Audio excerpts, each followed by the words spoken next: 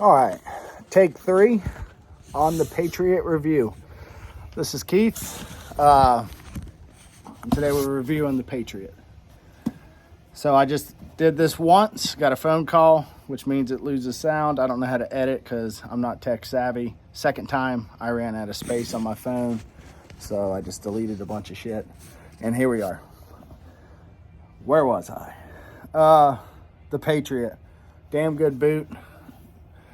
In the $300 price range, and I know when it first come out, the hype was, how is it 300 bucks when the other ones are 4, 5, 6 upwards? Do not quote me on prices. I have not looked at the website in a while. All my boots are custom order. I've got extremely large calves, which calls for special uppers, and I'm bougie. I like the lineman model, the patch on the side, all that good stuff. So was gonna show y'all that I did shit kick the hell out of some stuff in the bucket wearing these. These are not composite or steel toe, but kicking porcelain that's already been broken as sharp as can be, and it will cut your boot. It's obvious, I knew it. I shouldn't have been kicking it, but I was kicking it because I wanted it out of my way. These boots have been great. The comfort level is up to par with all of Frank's. Their craftsmanship is impeccable. You would think you would find something in the lesser dollar boot compared to their higher end, their Commanders or Royal Commanders, I believe it is. But there's not. The stitching is great. The leather is great. And everything about the boot is great. These boots have been good. I wear them in the bucket all day. I'm not tramping around on the West Coast in Cali like I was my last pair, and the lava rocks and hiking up mountains, doing hike-ins, helicopter jobs, all that good stuff. I've been doing some pretty cake maintenance work. Not complaining about that either. But here in Jersey, it's currently in the 40s. To me, that's cold. I'm from Florida. So I know for y'all up in Spokane or other parts of the world, it's probably a walk in the park. But for this Florida boy, it's a bitch. I did just get COVID Thursday. Today is Tuesday. So I'm basically over it. Up north, they call it COVID. In Florida, we call it the common cold. That's a joke, but that's the way I feel about it. Anyway, so the Patriot, $350 last I seen. Do not quote me. How do they afford it, right? So for some of y'all that follow the page or my channel know that I had a leather business. I currently have it on hold as I'm completely traveling for work. Notice the fifth wheel. And we're selling our home in Florida, so everything's in storage. When it comes to a boot that you can make efficiently and fast is when you can start to afford to drop the price, right? For me, it was a money clip wallet. I could slap one out, lickety split, and I had it down to a science. I mean, I had the wallet down to a science, and it was something that I could get repetitive with. I could build more than one at one time, sometimes 10 or 15 at a time, and I could do a lot of product real fast. And that's how I was able to keep my price point down, because I believe a fast nickel beats a slow dime.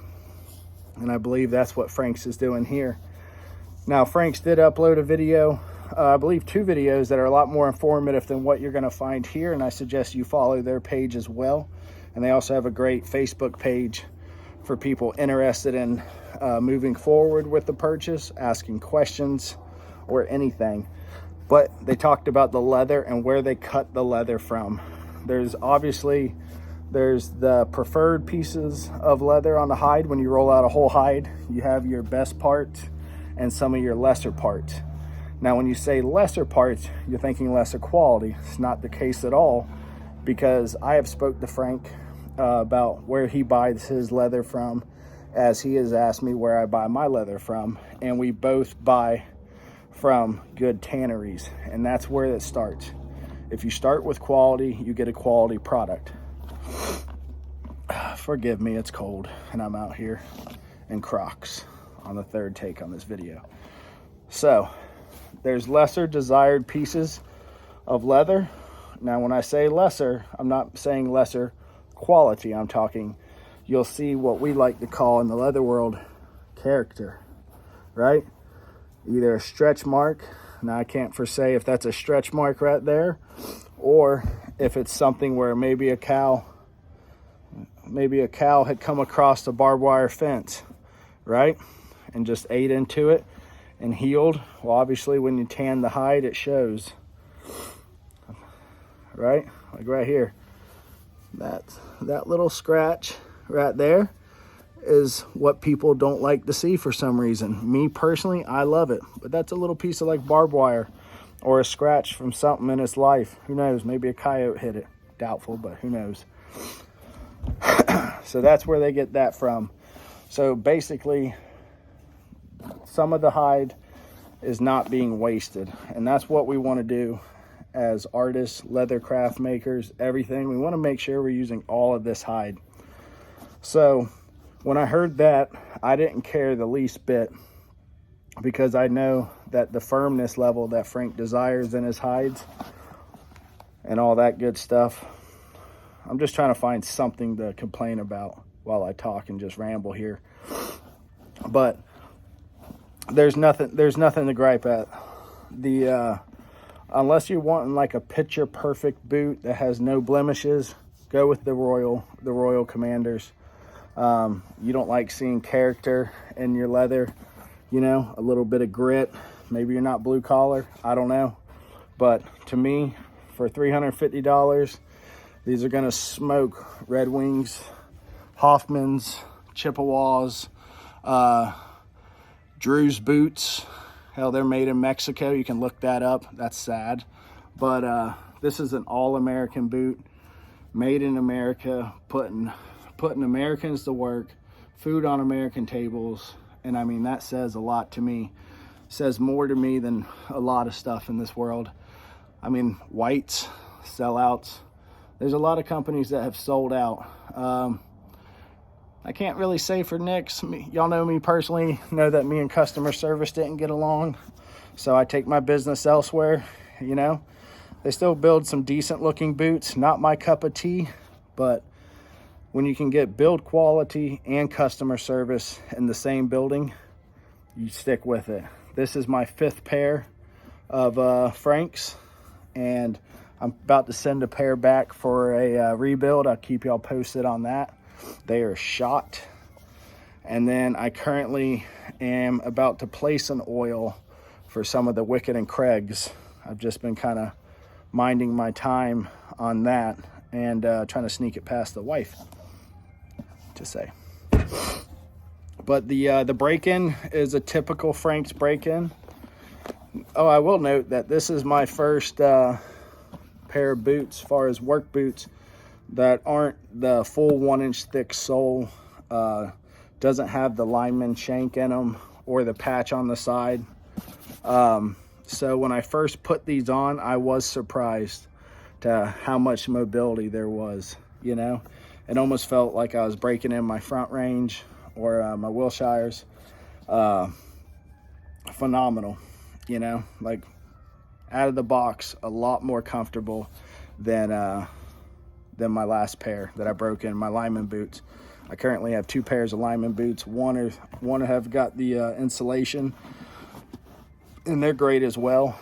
I don't know if I mentioned it on this take or the last take, but I am using the what brand were they? Frank sells these, so if I mess it up, just call down there. Max Tracks, I believe it is. And I just barely cut a little bit off, slid them in, boom, they're good. What I do with these is I wear these boots to work every day. I wear them into work.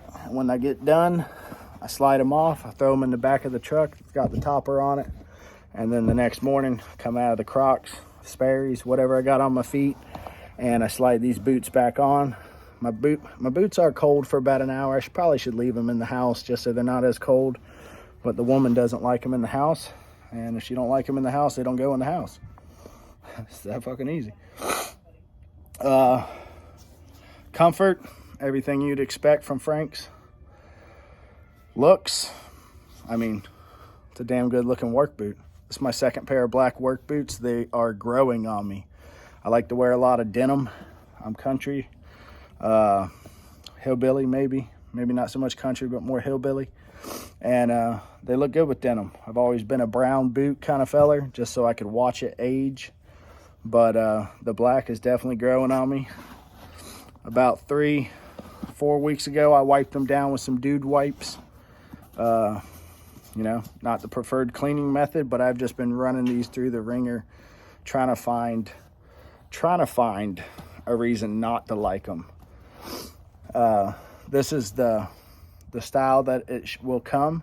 I have heard that there's different colors, maybe in the works, maybe some options. Don't quote me.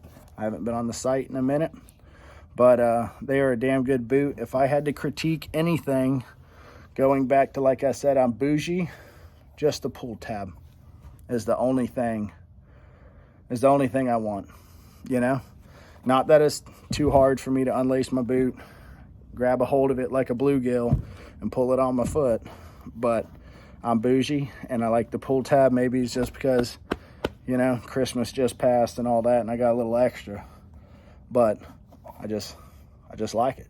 That's it. So that's my review. It's impromptu. Like I said, I just had the common cold, aka COVID. So I'm a little bit in and out today. My boy's birthday, so I got to get back inside with that. But I just wanted to touch base with everyone, let y'all know my unbiased review, what I think. You know, Vibram sole, 7 to 8 ounce leather, American made, for a price that you cannot beat. These boots will still trump, like I said, Red Wing, Hoffman, Chippewas, Nicks, especially Drews, Whites, JK. I mean, I think they can take a Pepsi challenge with them boys all day and laugh at them at the end of the day. So that's my opinion. I'm sticking with it. Y'all like it. Hit the like button if you like it. Subscribe if you want. If you don't, I don't care. I'll turn the comments on if you got any questions. I'm normally pretty good about answering them. But appreciate it, guys. Thank y'all.